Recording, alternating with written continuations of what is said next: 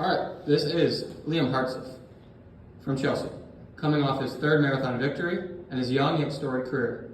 We will open this up to questions. Quiet. Okay, Liam. First of all, Coach, congratulations on getting your 5th marathon and the win. I just want to know what this marathon means to you on a personal level. Yeah, absolutely. It's my 5th marathon out of the 50, so we're 10% of the way there. So, feeling good about that. Very thankful, I took the win. It was a strong field, stronger than last summer, for sure.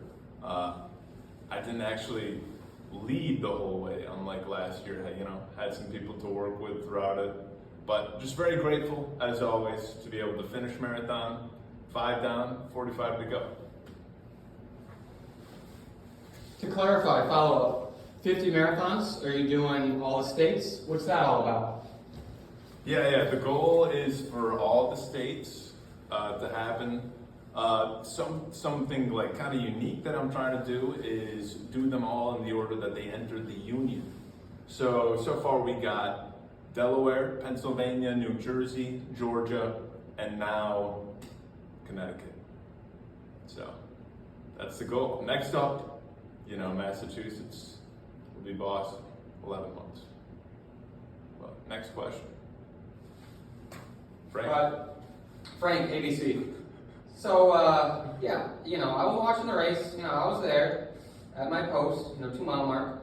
It seemed a lot of times where we were in doubt, we knew you were sort of, a one seed going into it, but you left us in doubt for the first 17 miles. You trailed, you were in second. What was the key to staying composed throughout the first half and not getting too antsy or too speed happy off the gun? That's a great question. Thanks for the compliment, by the way, 1 seed compliment. There was actually a point, Eddie, who ended up getting third. He was leading, the first 17 miles of the race at around like 11, 12, somewhere around there. He had about probably a 30-second, gap on me. And, that was probably the low point because, I was starting to feel I've been going, 6:15, 6:20s, 6:0s for a while at that point. Hips were feeling it, knees were feeling it, and he was pulling away, and I was like, dang, this guy, I might not catch him. I'm going to do my best. But, yeah, just trying to remember, I've done this for a while, but, So was there ever a doubt, personally? There was, 100%, at mile 11 or 12. Somewhere in there, the 5th, 6th lap, definitely, where he was almost out of sight for a lot of it. But we just kept on the pace, kept it going, and it all worked out. Next question, Claire. A few miles to go, you were right on pace to tie your previous best from Georgia. What happened in those last few miles? You were on track. Not going to make any excuses for that. I was on pace to, run better than 2:47.28, which is what I ran at Georgia. That was the goal headed in. So, not going to run from that.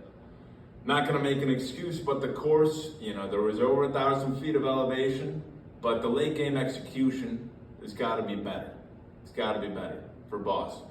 It's kind of, around mile 22, when things got tough, kind of started to fall apart, stopped a few times, but, as a veteran marathoner, that can't happen. That can't happen next time to Boston, for sure. All right. Tim. Yeah, Tim here, ACTV, freelance writing. I'm just curious, you're doing good, you've won 3 marathons, I know you're training 100 miles a week every week, but for results, what are your long-term goals in racing? How will you achieve that, and what sort of lifetime PRs would you say you're chasing? You're at the 2:47 mark, 2:49 today, what are we going to get down to? I don't necessarily have a specific goal. It would just be, the fastest I can get in the marathon. at some point too, you know, doing 100-mile weeks, there's no opportunity to taper there unless I obviously stopped. But maybe like time it out a little better to where, you know, I'm peak condition, great course. Also, I have to admit, I gotta train, you know, marathon pace more. Too many, you know, 5-6 mile easy runs on the training block, even though we're doing 100-mile weeks. Follow up, you know, Tim Bill and ACTV, freelance, creative writing, 2 courses. What can you say about, you're in the 240s, you know, twice right there. What can you say about the 239s, the 230s? Like, is it in your sights? Is it possible with some more NP training? Or is it not something you're focusing on right now? 100% in my sights, I feel like. I honestly feel like one of these last 2 races, Connecticut or Georgia, I should have been able to. I didn't know how tough the course would be, you know, here at Connecticut, Hartford, Connecticut. And, you know, I would have thought that I would be down at 240, but I think kind of I've like reached my threshold of 620s. The like 620, averaging 620s is about the max. If I were to drop down under that, I'd probably either have to taper or add in marathon pace training or both. But that definitely is a goal. I would say maybe like an all-time goal. I don't necessarily want to, you know, qualify for the Olympic trials. I mean, that'd be great, but I think under 230 is a doable goal by the end of, you know, this whole marathon shebang journey. All right, next we'll go to Ava. Hey there, Coach Lamb. It's great to see you. It's been a while. Personal question: for being out there alone on the course for that long, how were you able to stay in it mentally? And what did you think about for, you know, I know you were under the 3-hour limit, but for almost 3 hours, what thoughts just kept you pushing rather than, I'll just give it up, I'll just jog in some 7s or 8s? Like, how'd you push through with the mental fortitude that you had? Great question, Ava. Great question.